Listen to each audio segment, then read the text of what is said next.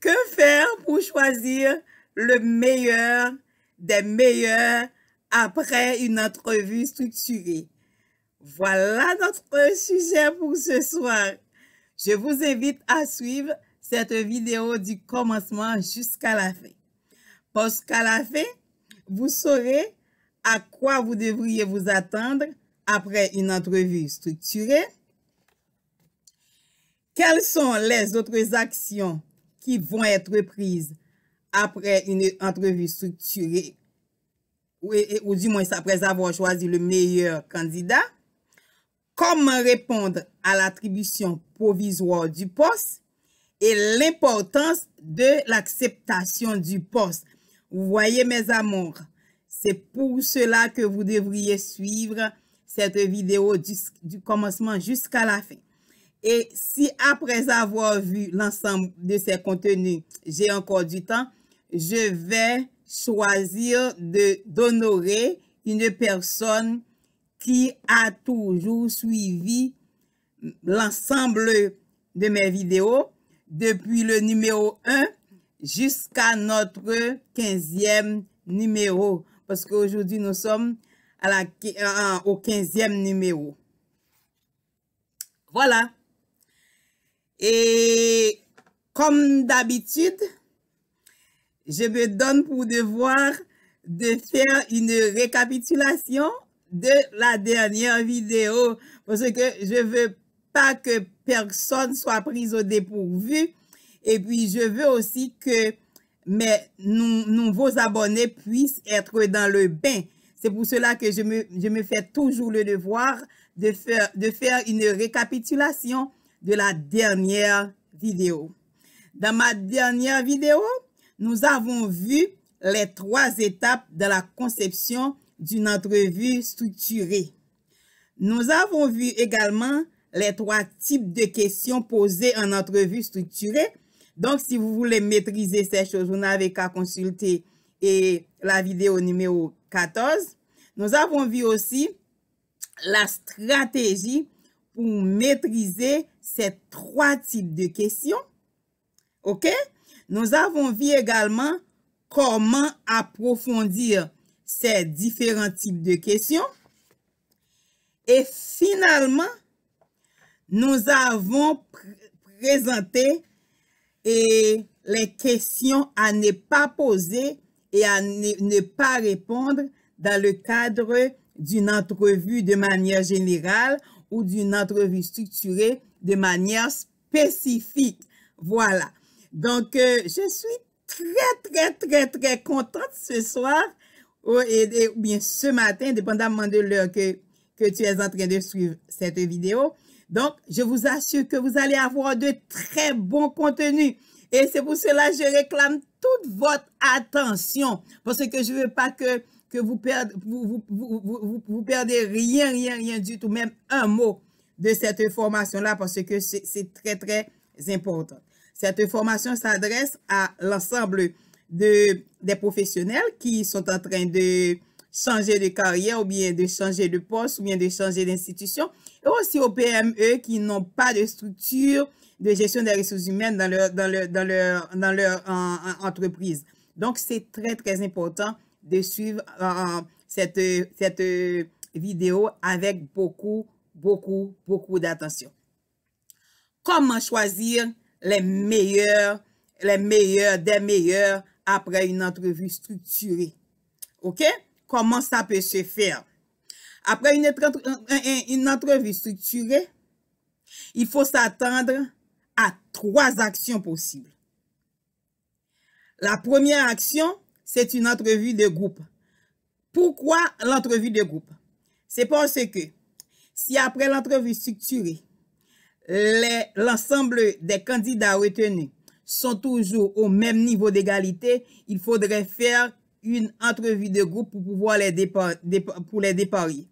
Et dans l'entrevue de groupe, je vous avais dit, si vous voyez notre vidéo au numéro 13 ou bien 12, je vous avais parlé de l'entrevue de groupe, des différents types d'entrevues. Et si vous regardez, vous allez voir pourquoi l'entrevue de groupe et comment ça se passe. C'est-à-dire, après une entrevue structurée, vous devriez attendre à 3 choses. Premièrement, une entrevue de groupe. l'entrevue de groupe est passée quand on veut vraiment et bien choisir le meilleur des meilleurs. On va les mettre dans des contextes identiques pour évaluer leur capacité de travail en équipe, leur haute potentialité et diverses autres capacités et liées au poste. Donc, c'est la première action. La deuxième action, c'est un test d'évaluation. C'est toujours les mêmes raisons. Si après l'entrevue de groupe, il y a toujours, si on veut choisir une seule personne, il y a encore 2 ou bien 3 ou bien 4 qui ont fait la même note pendant le processus. Donc, on va devoir procéder à un test d'évaluation pour pouvoir procéder à de nouvelles éliminations. Et la troisième action à laquelle on peut s'attendre, c'est l'attribution provisoire du poste. L'attribution, c'est la troisième action. Quand on parle de l'attribution provisoire du poste, c'est parce que ce que vous devriez vous mettre en tête.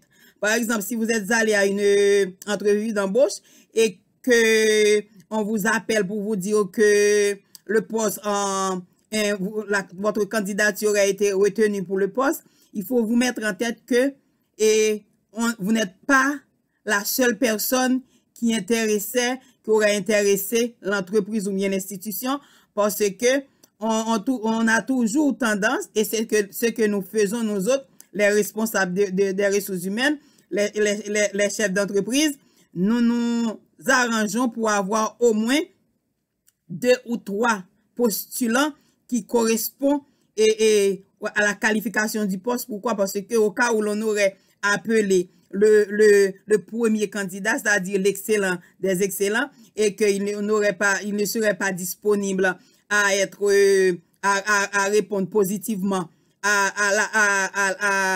l'attribution provisoire du poste. Donc, on va devoir procéder au deuxième. Et si le deuxième nous dit que il n'est pas disponible, il a trouvé un autre poste entre-temps, donc c'est sûr que l'on va devoir faire appel à la troisième. Donc, ce sont ces 3 actions-là auxquelles on peut s'attendre quand on aurait participé à une entrevue structurée. Voilà. Et que maintenant, la question que l'on doit se poser, quelles sont les autres actions qui doivent être prises après avoir choisi le meilleur candidat? Quelles sont les actions qui doivent être prises après avoir choisi le meilleur des meilleurs? Voilà, voici ce que l'on peut faire. Premièrement, ce que l'on doit faire, on va premièrement écrire une lettre à ce candidat-là pour lui faire savoir que le poste lui aurait attribué provisoirement. Parce que, on dit provisoire parce que il faudrait que le postulant qui est retenu répond pour dire que j'accepte de prendre le poste. C'est pourquoi on parle de l'attribution provisoire. Et généralement, au niveau de l'attribution provisoire, si on vous appelle pour le poste, on vous confirme, vous dites que le poste vous est attribué provisoirement et que vous ne manifestez pas votre intérêt, et on va vous donner, généralement, on donne à la personne 8 à 15 jours pour répondre, ou bien il y a des institutions, même dépendamment de l'urgence de la situation, on peut vous donner 72 heures pour répondre à cette attribution-là, pour cette attribution provisoire. Donc, vous devriez inévitablement répondre à temps.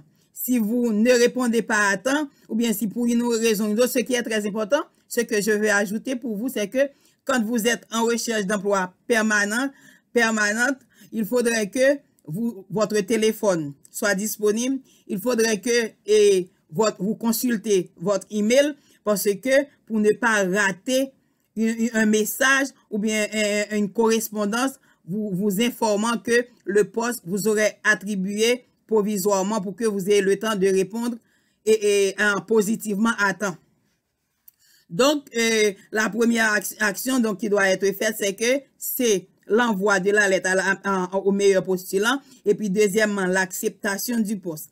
Et automatiquement que l'on attribue le poste provisoirement au postulant, on va lui demander de faire part on va lui faire une demande de référence professionnelle et personnelle. Demande de référence professionnelle et personnelle. OK? Après avoir demandé au candidat retenu de communiquer ses références professionnelles et personnelles, donc on va procéder à la consultation des références soumises. On va consulter les références soumises et c'est pour cela il est très important de choisir, de savoir comment choisir vos correspondances ou bien vos références. C'est-à-dire, imaginez une seconde que vous donnez comme référence votre superviseur avec qui vous n'avez pas de bonne relation et que l'on l'aurait consulté parce que ce sont des questions très pertinentes que l'on va lui poser sur votre capacité, sur votre dynamique, sur votre ponctualité, sur votre loyauté, sur votre capacité de travailler en équipe, sur votre connaissance, en un mot, sur votre connaissance, habilité et attitude. Donc, on va questionner ces trois aspects-là. On va questionner également votre entre-gens. Si maintenant, vous étiez très qualifié dans le poste antérieur et que vous auriez eu des contentieux avec votre superviseur, je vous assure, il ne va pas donner de bonnes notes pour vous. C'est pour cela, quand vous êtes à l'intérieur d'une institution, vous devriez bien vous comporter parce que ça, c'est votre passeport. C'est ça qui va vous ouvrir les portes futures. Si vous avez un très mauvais comportement dans votre emploi actuel, attendez-vous à ce que dans le futur, quand vous aurez besoin de références, vous ne serez pas en mesure de prouver que vous avez eu de très bons comportements à l'intérieur de votre poste parce que premièrement, il serait très difficile pour vous de communiquer votre référence et quand on demande référence professionnelle, c'est référence professionnelle. On ne peut pas vous demander référence professionnelle parce que quand on demande référence professionnelle, le plus souvent, généralement, c'est votre supérieur hiérarchique immédiat ou bien le chef de l'entreprise.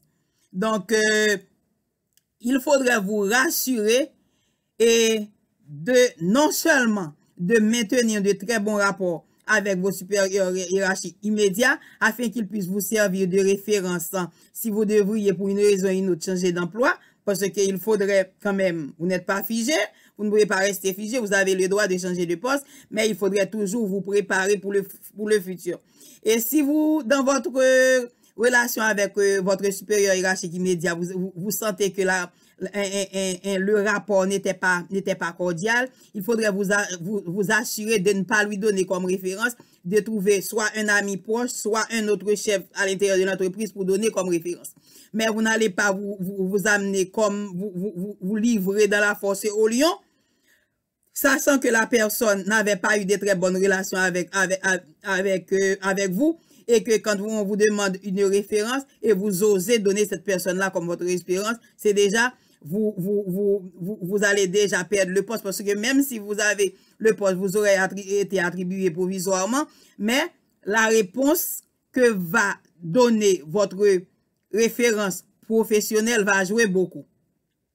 Également pour référence personnelle, quand on vous demande référence personnelle, il se pourrait que ce soit un ami, il se pourrait que ce soit votre pasteur, il se pourrait que ce soit votre prêtre, il se pourrait que ce soit un notable dans votre communauté, il se pourrait que ce soit un frère, un soeur, un parent proche. Donc, il faudrait vous rassurer de donner de très bonnes références personnelles. Il ne faudrait pas que ce soit des gens qui sont jaloux. Il faudrait que ce soit une personne que vous connaissez très bien parce que vous connaissez dans la culture, dans certaines cultures, ou plus particulièrement l'état de l'homme en général. Si la personne est jalouse et qu'il constate qu'une institution vous appelle et on l'appelle pour vous lui aurez donné comme référence personnelle et que la personne est jalouse, elle pourrait quand même vous vendre très mal auprès de l'institution. Donc, il faudrait que ce soit pour les références personnelles, que ce soit pour les références professionnelles, il faut toujours donner des personnes de confiance, des personnes de qualité, des personnes qui sont soucieux de votre avancement socio-professionnel, culturel, intellectuel, à tous égards, je dirais. Donc, il faut pas sous-estimer et la qualité des références personnelles ou professionnelles que vous allez donner. Et puis ensuite,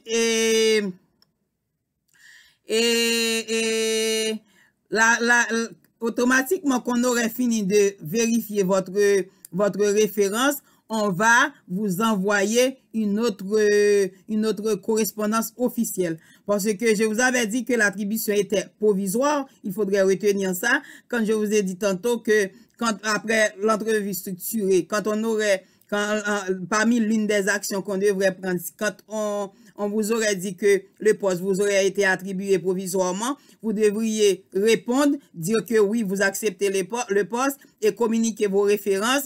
Et puis après quoi, on va, c'est à partir de la vérification des références, des rapports que vos références vont donner. C'est à partir de ce même moment, on va vous envoyer ce que l'on appelle une correspondance de confirmation officielle de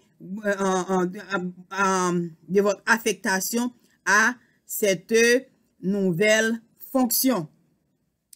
En plus de la correspondance officielle qui va être à envoyer aux postulants qui auraient été retenus pour le poste, on va également envoyer des correspondances de remerciements aux autres candidats. Ça, c'est très important et ça, je m'adresse directement aux institutions parce que si vous terminez votre processus de recrutement et que vous n'auriez pas envoyé des lettres de remerciement aux autres candidats qui ont donné du temps et de leur temps pour participer au processus, quand vous aurez besoin de recruter d'autres talents, on va dire que non, je vais pas appliquer à cette institution parce que d'habitude, dans ces recrutements, il vous fait venir, après quoi vous n'avez rien entendu parler. Et vous savez que si vous allez dans les vidéos antérieures, je vous ai expliqué très bien que quand vous envoyez vos dossiers, il y a 3 lots.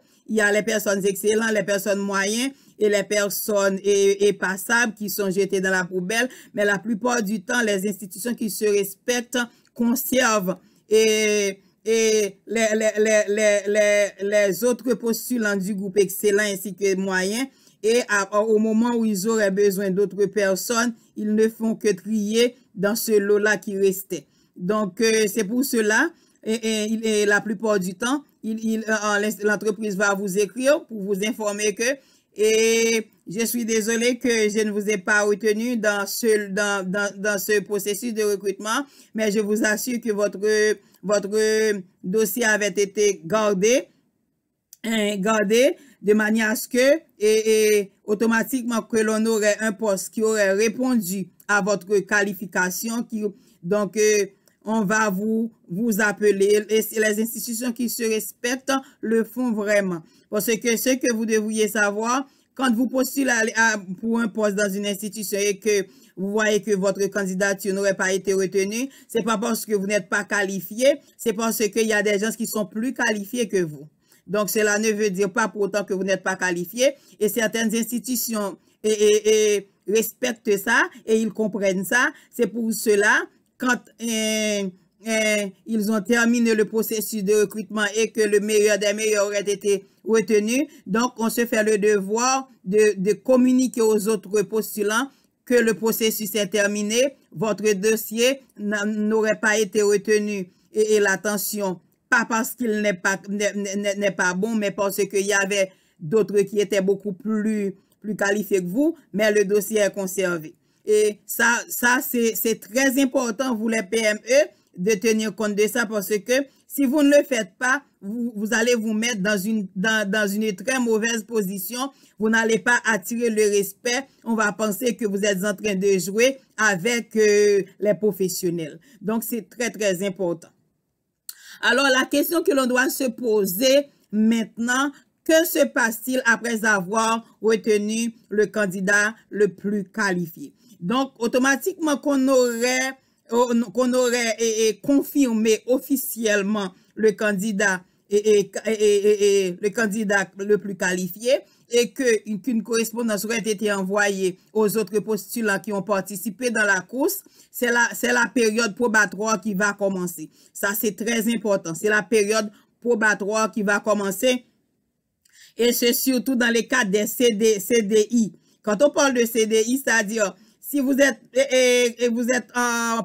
étiez dans une course pour un poste de consultant, généralement les consultants, on vous appelle, on vous fait un contrat, vous avez un CDD Le CDD, c'est le contrat à durée déterminée. Le CDI, c'est un contrat à durée indéterminée, excusez-moi. Donc, dans les contrats à durée indéterminée, et surtout sous les postes, c'est-à-dire, c'est un poste qui est définitif, qui est lié à l'existence de l'entreprise, c'est-à-dire c'est pas dans le cadre d'un projet où l'on va vous donner un CDD, contrat à durée déterminée, de 3 mois, de 5 mois, de mois, ou bien d'une année. Donc, c'est un contrat à durée déterminée, donc où vous pouvez avoir la chance de grandir à l'intérieur de l'entreprise. À ce niveau-là, on mise surtout sur une période probatoire.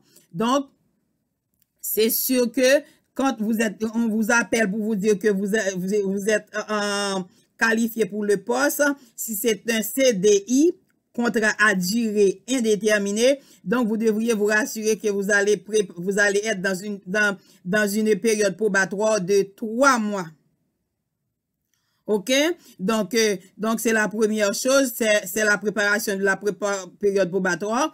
Donc, la préparation de la période probatoire, qui est généralement de 3 mois max. Il y en a d'autres qui ont de 3 mois au minimum, dirais-je, parce qu'il y a des institutions qui ont une période de 6 mois de probatoire, dépendamment de l'exigence du poste et si la personne devait travailler dans plusieurs structures à l'intérieur de l'entreprise. Si c'est une entreprise qui a plusieurs succursales et que la personne aurait à voyager d'une succursale vers une autre, donc on pourrait envisager plus de 3 mois de probation parce que on doit donne l'opportunité au nouvel employé de parcourir les différentes structures de l'entreprise pour faire connaissance des employés, pour faire connaissance des valeurs, de la mission, pour mieux comprendre les valeurs, la mission et la vision de l'entreprise, surtout quand c'est un poste de haute responsabilité. Donc, la période probatoire peut aller au-delà de 3 mois. Donc, je vous ai dit que après la préparation pour la réception du nouvel employé, donc la deuxième chose, c'est l'orientation du nouvel employé. Donc, l'orientation du nouvel employé, je ne vais pas rentrer dans les détails. C'est sûr que je vais devoir vous présenter notre travail un peu plus en profondeur sur ça. Donc, c'est l'orientation parce que c'est un sujet qui est très, très important. Donc, je dois vous outiller également pour savoir comment est-ce que vous devriez vous prendre pour orienter le nouvel employé. Et ensuite, il y a ce qu'on appelle l'intégration du nouvel employé. Donc, c'est un autre sujet très compliqué, très important, parce que l'orientation de l'employé, OK? L'intégration de l'employé, ce sont deux grands facteurs, deux grands facteurs desquels dépend la réussite de la personne dans le poste. Parce que figurez-vous une seconde qu'une personne est rentrée dans une institution pour la première fois et qu'elle n'aurait pas été orientée ou qu'elle n'aurait pas été intégrée à l'intérieur de l'institution, elle aura beaucoup de difficultés pour réussir le poste, pour être bien intégrée, pour comprendre la mission, la vision et les valeurs de l'entreprise, parce que ce sont ces aspects-là de l'entreprise qui vont permettre au nouvel employé de prendre à bras le corps son poste, sa fonction, de bien intégrer sa fonction. Et c'est pour cela aussi que dans la même préparation de la période probatoire, il y a aussi la formation du nouvel employé. C'est très important. Donc, ces 3 aspects-là qui sont l'orientation du nouvel employé, l'intégration du nouvel employé et la formation du nouvel employé, cela doit faire l'objet d'une nouvelle formation. Cela doit faire l'objet d'une nouvelle formation. Après quoi? Donc, quand on aurait fini avec l'intégration, l'orientation, la formation du nouvel employé pendant la période probatoire, donc, ce que l'on va faire, on va faire ce que l'on appelle l'évaluation du nouvel employé. Il faut vous préparer parce que quand vous rentrez dans un poste, vous avez passé tout le processus, vous avez réussi tout le processus, donc il faudrait vous attendre que après l'intégration, l'orientation, la formation, donc on va vous faire une évaluation. Et que après l'évaluation, il y a encore, je dirais, il y a trois résultats qui pourraient être envisagés. Après tout ça, après l'évaluation, la première chose qu'on peut faire, on peut vous confirmer à votre poste. Vous dire, madame, bienvenue. Il y a des institutions à ce niveau-là qui font des célébrations, qui organisent une petite fête, ou bien où l'on rassemble l'ensemble des personnes de l'entreprise, ou bien soit dans le cadre d'une réunion annuelle, ou bien d'une réunion hebdomadaire. On en profite pour présenter le nouvel employé aux autres collègues. Pour vous, et puis à ce moment-là, il y a des fleurs, on vous apporte des fleurs, parfois on débouche des champagnes, dépendamment de la culture, de la valeur de l'entreprise. Donc, pour souhaiter un très cordial bienvenue au nouvel employé. Ça, c'est la meilleure des cas. C'est la meilleure des cas. Mais je vous assure qu'il y a des déceptions aussi à ce niveau après la période probatoire. Donc, le deuxième cas de figure, ce serait de vous dire, je suis désolé, vous n'avez pas répondu aux exigences attendues.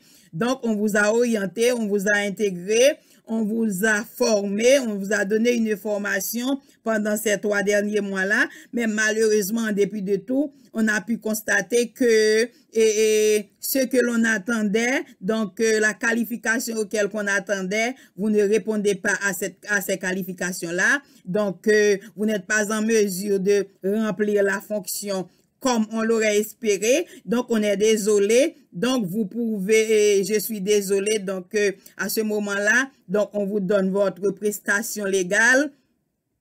Et puis, on vous remercie gentiment et vous dites bonne chance dans la poursuite de votre recherche. Ça, c'est le deuxième cas de figure. Le troisième cas de figure serait de vous reconduire en période probatoire.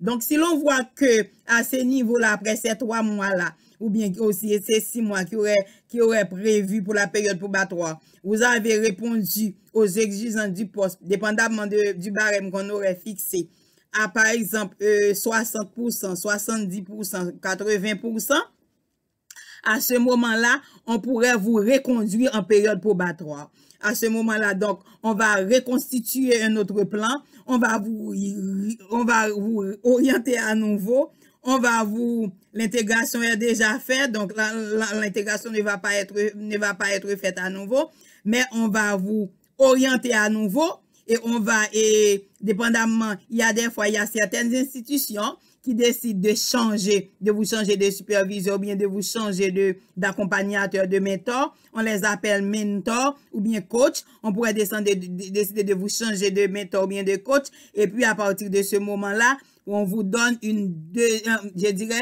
deuxième chance. Donc, on vous offre la possibilité de reprendre la période probatoire pour 3 nouveaux mois. Et à partir de ce moment, donc après, généralement, quand vous êtes reconduit en période probatoire, vous pouvez déjà commencer à dire merci à Jésus parce que c'est que vous auriez une nouvelle chance, parce que aucune institution ne perdrait pas du temps 6 mois de leur structure pour former une personne, pour garder une personne en formation, sans avoir intérêt dans la personne, sans voir dans la personne et cette possibilité-là. Mais ce que je dois vous assurer, c'est que, et c'est pour cela que je vous ai toujours dit dans mes vidéos antérieures que il y a des valeurs que vous ne pouvez pas laisser tomber tant que professionnel.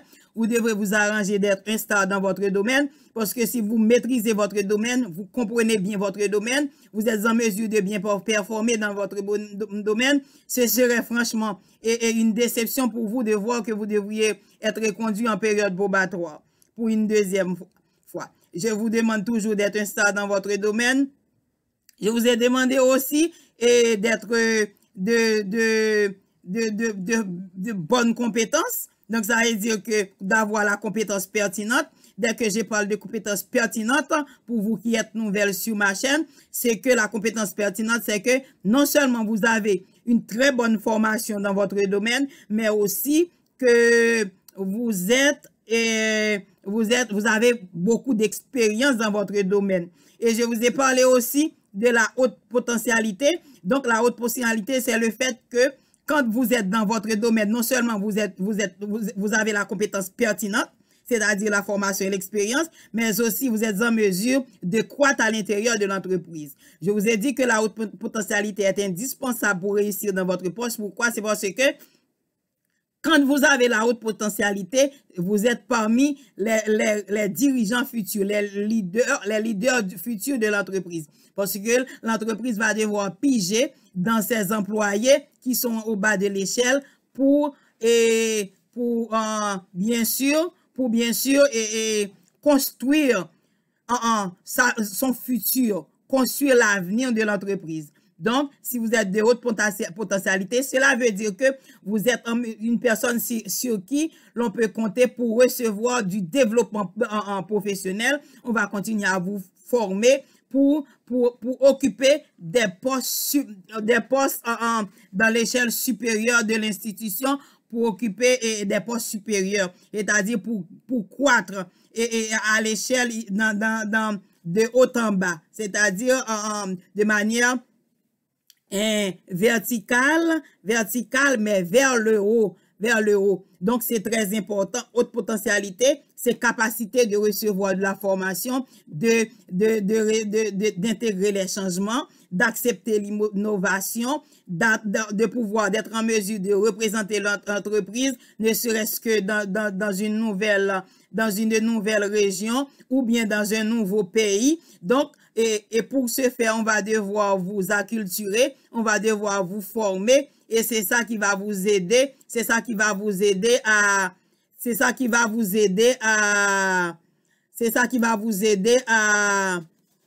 répondre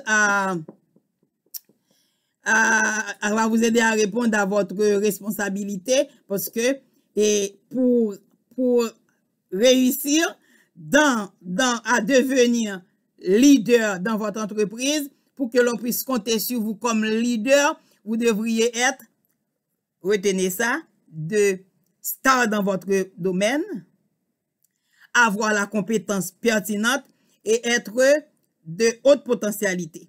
Donc, et je vous ai dit tantôt que je dois honorer cette personne-là qui est toujours avec moi, c'est-à-dire il m'a suivi depuis ma première intervention sur YouTube. Il n'a jamais raté l'une de mes présentations. Il est toujours là à mes côtés pour me conseiller, pour m'accompagner, donc pour me diriger, pour faire tout pour moi, pour m'instruire également. Donc, cette personne-là n'est autre que l'un de mes meilleurs abonnés, l'un de mes meilleurs, je dirais pas, il n'est pas vraiment dans le rang de mes abonnés, il est mon coach, il est mon mentor, il est mon formateur. Parfois, il envoie ses équipes travailler avec moi pour réussir mes travaux. Et cette personne-là n'est autre que le Seigneur Jésus. Donc, le Seigneur Jésus, si je suis là en train de vous parler, c'est grâce à mon Seigneur et Sauveur Jésus-Christ. Donc, c'est lui qui me donne assez de talent, qui me donne de connaissances, qui me donne du savoir-faire et du savoir-être, qui me donne l'habilité, la connaissance, l'attitude et l'aptitude pour pouvoir avancer dans ma vie. Je dirais depuis le sein de ma mère, et il ne m'a jamais abandonné. Donc, quand je lui parle, il m'entend. Donc, je voudrais l'honorer ce soir une fois de plus. Je voudrais lui mettre au centre de ma vie. Je voudrais vous rassurer que c'est un grand mentor. C'est un grand mentor, un très grand coach. Donc, il ne t'abandonnera jamais. Voilà, mes amis. Donc, je vous invite déjà. Je vous aime, je vous adore. Et puis, si je dois l'honorer, je dois vous dire que maintenant, ma chaîne est en train de grandir. Donc, grâce à ce mentor-là, donc maintenant, je suis autour de 2000 abonnés. Donc, ça, c'est extraordinaire. Donc, vous pouvez comprendre que pourquoi je suis très joyeuse, parce que c'est un record. c'est un scandale, je dirais c'est un scandale parce que je suis déjà à plus de 2000 abonnés. Donc, je ne vais pas dire pour le nombre d'heures de visionnement parce que je vous invite à continuer à regarder mes vidéos, mes amours. Je vous invite à continuer à abonner à ma chaîne parce que rendez-vous au sommet. Je ne peux pas y arriver sans vous. Je vous aime. Donc, si je vous donne un petit peu de temps pour abonner, donc, donne-moi le petit pouce bleu si je vous prie. Et je vous aime. Je vous envoie beaucoup d'amour. Je vous envoie beaucoup d'amour. Je vous donne tout l'amour de mon cœur. Donc, vous pouvez pas imaginer. Et je suis sincère, c'est de tout mon cœur que je vous donne. Donc, si vous n'avez pas d'amour, ouvre ton cœur et je vais vous vider de ce que j'ai parce que j'en ai à profusion. J'en ai beaucoup. Donc, abonnez, s'il vous plaît. J'ai fait silence. Je vous donne du temps. Abonnez. Vous voulez bien? Abonnez. Partagez la vidéo. Commentez. Si vous avez des questions, posez-moi des questions.